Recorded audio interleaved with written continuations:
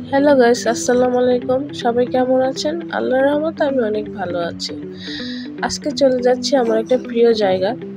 বলতে পারেন এটা আমার মন ভালো করার মতো একটা জায়গা। বাসার খুব কাছে, তাই হেঁটেই রওনা দিলাম। যাওয়ার পথে রাস্তা দেখতে পেলাম মানবতার দেয়াল। বিষয়টা আমার কাছে অনেকটাই ভালো লেগেছে। এখনো আমাদের সমাজে এরকম অনেক ভালো মানুষ আছে যারা অন্যের উপকার করতে চায়। তো এই যে চলে আসলাম আমার সেই প্রিয় জায়গাটা। এই জায়গাটা আমি অনেক বছর ধরে আসি, প্রায় ক্লাস 5 থেকে আমি এই জায়গাটা আসি। আমার যখন বেশি মন খারাপ হতো তখনই আমি এখানে চলে আসতাম। আর যত বন্ধু বান্ধব সবাইকে নিয়ে এই জায়গাটায় বসে আড্ডা দেওয়া হতো। সময় আমাদের আলাদা করে দিলেও কেন জানি না এই জায়গাটা আসলে মনে হয় যেন আবার আমরা একসাথে সবাই হয়েছি। আমাদের মাঝে আর দূরত্বটা নেই। সময়ের ব্যবধানে সবাই ভিন্ন পথে আমরা। যাই হোক, বাদ দিলাম সেই পুরোনো কথা। আমার ছেলেও এই জায়গাটা অনেকটা পছন্দ করে। বলতে পারেন আমার মতো ও এই জায়গায় আসলে ওর অনেক ভালো লাগে। ওকে এই জায়গায় এনে আমি ওর মতো ছেড়ে দিই, ওর মতো খেলাধুলা করে। আর আমি বসে বসে ওর পাগলামিগুলো দেখি আর নিজের সেই পুরোনো স্মৃতিগুলোর কথা বারবার মনে পড়ে। এত কথার মধ্যে তো আমি বলতে ভুলে গিয়েছি, এটা হচ্ছে একটা রাজার বাড়ি। শুনেছি রাজার উপর অভিশাপে নাকি রাজার বাড়িটা মাটির নিচে তলিয়ে গেছে, আর আমরা যেখানে দাঁড়িয়ে আছি এটা শুধু ছাদ। এই রাজা নাকি অনেক দুষ্ট চরিত্রের ছিল, তাই তার প্রতি এত বড় অভিশাপ। এই কথাটা কতটা সত্য আমি জানি না, কিন্তু লোকমুখে যা শুনেছি তাই আপনাদের সাথে শেয়ার করলাম। কেন জানি না এই জায়গাটা আসলে নিজের মনটাকে অনেকটা শান্ত মনে হয়। আর এই যে আমার ছেলে আর তার বাবা, তারা তো অনেক খুশি, তারা তাদের মতো খেলাধুলা করছে। আর ওই যে পিছনে একটা বৃদ্ধ লোককে দেখতে পাচ্ছেন, ওই লোকটাকে আমার অনেক ভালো লাগে। এখন আবার কয়েকজন বলবেন কেন ভালো লাগে। আসলে আমার বৃদ্ধ মানুষ দেখলে মনে হয় যে ওনারা কতটা কষ্ট করে এরকম একটা বয়সে আসতে পেরেছে, আর আমরা এইটুকু জীবনের প্রতি নানা অভিযোগ, নানান হতাশা নিয়ে বেঁচে থাকি। সামান্য এইটুকু জীবনকে আমরা অনেক তুচ্ছ তাচ্ছিল্য করি।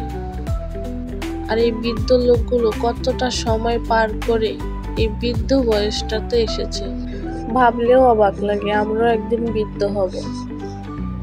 সবাই আমাদের জন্য দোয়া করবেন যেন আমরা যেন জীবনের সততা নিয়ে বাঁচতে পারি।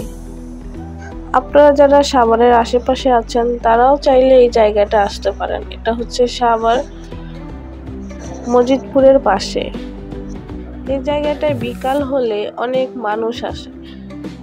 চারিদিকে খোলা হাওয়া, প্রকৃতিটা দেখতে অনেকটা ভালোই লাগে। আর বাচ্চাদের জন্য তো বিশেষ করে এই জায়গাটা অনেক উপযোগী, কারণ ওরা অনেক খেলাধুলা করতে পারে।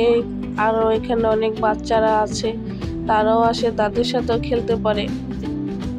এই যে আমি আপনাদের ঘুরিয়ে দেখাচ্ছি, এটা পুরোটাই এই রাজার বাড়ি ছিল। রাজার নামটা আমার মনে নেই, আমি কমেন্ট বক্সে আপনাদের রাজার বাড়ির নামটা লিখে দেব, চাইলে আপনারা দেখে নিতে পারেন। আবার কেউ মনে করবেন না আমি রমজানের দিন বাহিরে বেরিয়েছি, এটা রোজার 2-1 দিন আগের ভিডিও আমার প্রোফাইলে ছিল, তাই ভাবলাম যেটা শেয়ার করি। আর এই যে দেখছেন আমি এইভাবে নামতেছি, কারণ আমার ভয় লাগে, সিঁড়িগুলো অনেক উঁচা। তো এই দেখেন এই জায়গাটা আমি যতবার আসবো এই জায়গাটা না বসলে আমার ভালোই লাগে না।